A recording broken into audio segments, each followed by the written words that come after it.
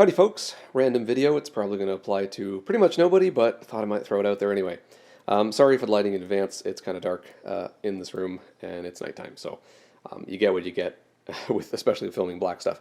So a few weeks ago I picked up a pair of these speakers, used of course, and these are made by or they were made by a relatively obscure Canadian speaker manufacturer by the name of Abstract Acoustics. These are the model 101D/2, and this company was based out of Toronto, I believe, and they went out of business long before the internet was even a thing, so there's almost no information about this company available anywhere, and so I think these speakers are from the mid-'80s. That's my best guess. And so anyway, I picked them up. They were actually for someone else, and that's why they're kind of just here in this room. And this one works fine. So these speakers, by the way, they're just a single woofer tweeter, and then this is actually a passive radiator. So there's actually there's no actual driver there. It's just a foam sort of insert with a surround on it.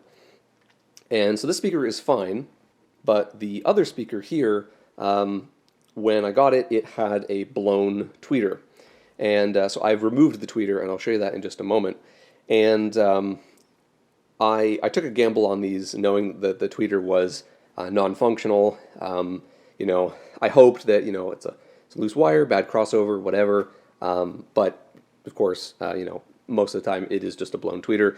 People blow tweeters all the time because they actually have a surprising amount of power that goes through them.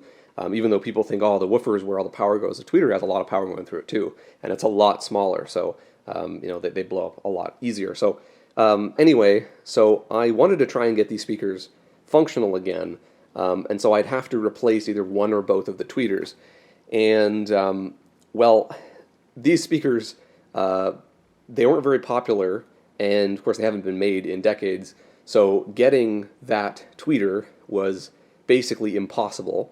And I wanted to replace the tweeters with a matched pair. So that would basically mean take the tweeter out of both sides, and put in something modern that I can get a pair of. But unfortunately, one of the problems that I ran into with this was just the fact that this is a rectangular sort of surround around the tweeter. So they're 8-ohm tweeters, and the whole pattern is rectangular, and most of the tweeters that you can get in this size are they have a circular surround or a square surround, which means that you have to drill new holes, and then you have exposed holes which you have to fill and then paint over or cover somehow, and that really sucks. And all the inexpensive ones of those drivers were incredibly ugly. And the whole goal of this was to do the speakers for cheap. And so, replacing the tweeters would cost more than I paid for the entire set of speakers, which didn't make a lot of sense. So I wanted to see if I could, ideally just replace the one tweeter, but of course there was nothing. And I was losing hope that I was going to do that, and I was thinking I'd have to resort to doing something, really nasty and ghetto, and then just, put the dust covers on the front and just hide whatever was under here. That was what I was thinking, have it be functional, but it would look like garbage without the dust covers. And then I went on scouring the internet, and I found something quite interesting. So before I talk about that, this is the actual driver assembly removed from that other speaker here. And so when you turn it over, the markings don't really give you anything. It says Audiosphere on it, and Audiosphere is, as far as I know, the parent company that actually made it. And as from what I've read on some forums, which again I don't have any real sources, they claim that these were maybe Taiwanese speakers. As far as I know, the woofer was probably made in Canada, but the tweeter was likely not. And this number, of course, returns absolutely nothing. So, but I decided to take this apart. So I basically just used a sharp knife here, and I was able to actually basically cut the glue around the driver and separate the driver from the faceplate here. So the faceplate has some clips on it, which I preserved, and the driver just clips into it. And so this is the driver. Obviously it's blown, but this would be this once I had this separated, I had another idea of, well, if I could get another driver that I could put behind this faceplate, rather than getting a whole driver and faceplate assembly, I could make it look correct. And so I wanted to see if I could find this driver. And there's no data on it. I know it's 8 ohms, and I know that it has to handle a decent amount of power. There was no requirement that the new driver was going to have to handle as much power as the original, because again, it doesn't say. But I suspect that this is probably, I want like at least 30, 40 watts at minimum that this driver can handle, because that sort of makes sense given what the system was rated at. And looking for speakers like this, I couldn't find anything. But I was looking on eBay, and I came across a different product which kind of caught my eye. So yeah, I know I'm committing the cardinal sin of recording a screen, but sue me. This is a quick and dirty video. So I came across this listing on eBay, and it's for two tweeters, 8 ohm, 40 watts, and they're 3 inches. And there really is not a whole lot of data on this listing. In fact, there's almost no data. And there's only 3 pictures. There's just one of the front and back, one of them with a little arrow across it, and that is to denote that the 3 inches is from edge to edge, and then just one of the rear. And so what I noticed from these pictures was this appears to be a driver that is snapped in to a faceplate, just like the driver that I have. And it may not come across as well on camera, but it's sort of the same mounting. And so I took this image here, and I actually took this image and I put it into GIMP, and I basically measured how many pixels per inch there was to get the relative size of the driver, and then I measured how big that inset was, and it turned out to be exactly the same size as the driver that I needed. And so I thought, given the price, that this would be probably the best shot. After about a day of searching, I said this is going to be the thing that either works or doesn't work, and the speakers are kind of junk. So I gambled, and I bought this going off of those pixel measurements, and it arrived. And so what arrived was a pair of these. And if you actually take a look at this compared to the original speaker, the similarities are absolutely astounding. So not only does the front face, design look almost identical, this is, not flat on the tip, and that's about it for the front differences.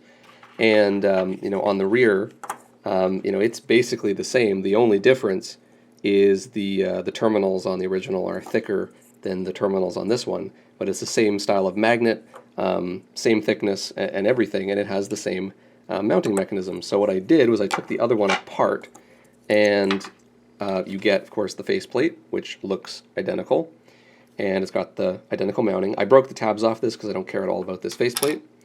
And then I got the driver out.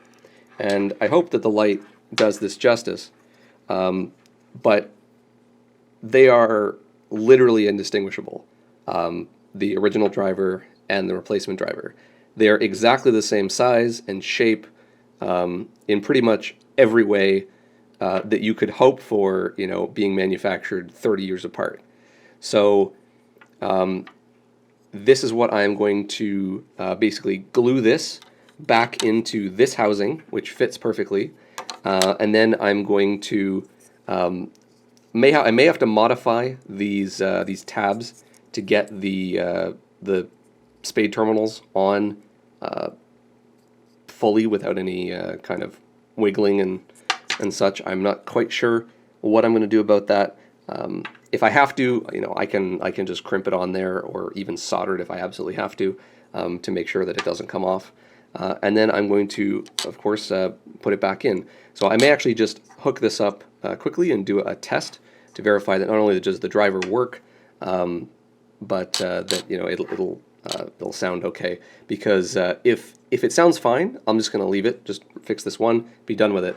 But the beauty of having a second one is if the frequency response of this is different than the original, which is possible, but given the similarities I've seen so far, it's they're probably going to be very similar. But if the sensitivity is different or whatever, I have two of them, so I can just tear apart the other one like I did and replace them with a matching pair, like so.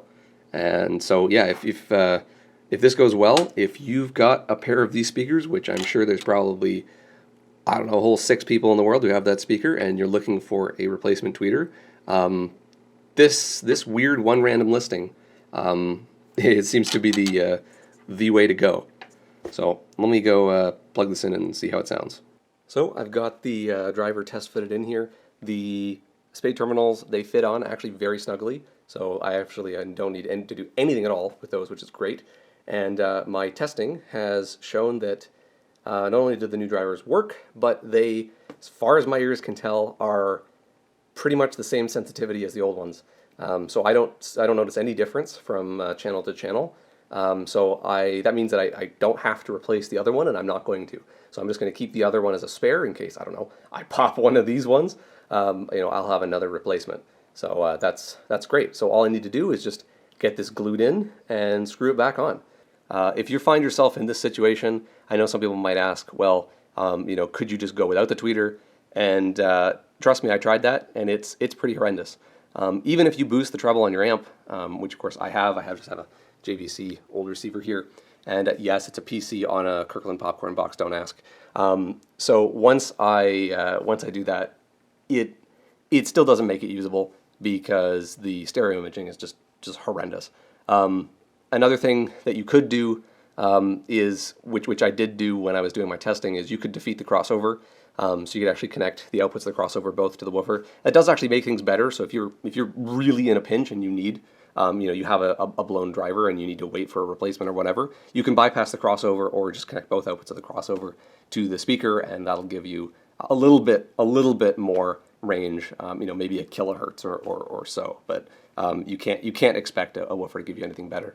So here is the driver mounted in the surround. So I got it nice and flush. The key to this is to get the glue residue out of all of the nooks and crannies in between the tabs and everything, because previously this wasn't sitting flush, and it was just, you could push it down, and it wasn't clicking into place in the tabs, and I just had to pick away with a knife slowly but surely at the glue, and now it sits nice and flush, and it is well and truly in there. I haven't glued this in yet, but that's what I'm going to do next. Now the original glue that they used, I'm sure there's a proper name for it, but it's kind of a compliant glue. It has a bit of give to it, so it can kind of move a little bit before, it's not very brittle is really what I'm trying to say. And I don't really have a glue like that. Obviously I could use epoxy, but if I use epoxy, it's very likely it's never ever coming out of here again, and I'm not really sure I want that. Super glue would probably be a similar thing. So what I'm going to do is, some people may be offended by this, but I'm actually going to use probably hot melt glue around the edge, because really it's hot melt is relatively compliant, and if you get it hot enough before you apply it, it actually gets into the nooks and crannies and does a pretty good job. And of course this isn't a woofer, it's just a tweeter, so really it just has to deal with the cabinet vibrations, and I think that'll do just fine. So yeah, I'll just do that and show you the final product. And here we are, all fully assembled back together and working. So I'm very happy that my gamble on those weird speakers worked out. But I've saved some pretty nice old speakers, and they will play again. And I know some people are they might wonder why I would bother to do this.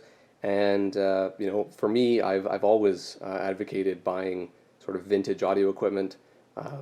Speakers and power amplifiers more specifically, because really I don't think the technology has changed enough in the last 30-40 years to really require you to upgrade, unless you're going with extremely high power where you need Class D amplifiers. A regular Class AB amplifier from the 80s and onwards will do you just fine. I would recommend probably staying away from the stuff, all those direct DC coupled amps from the 70s, because when they blow up, and eventually they will blow up, it will total it,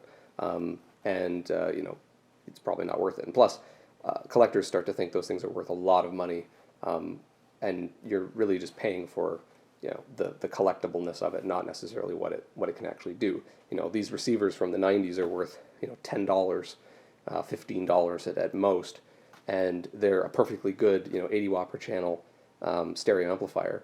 And speakers like this, getting something equivalent brand new today would be hundreds and hundreds of dollars. And for only less than 10% of that, you can get some pretty nice stuff from the past. And I obviously wouldn't have gone to the effort to restore these and fix them and use them if I didn't think that they sounded pretty decent.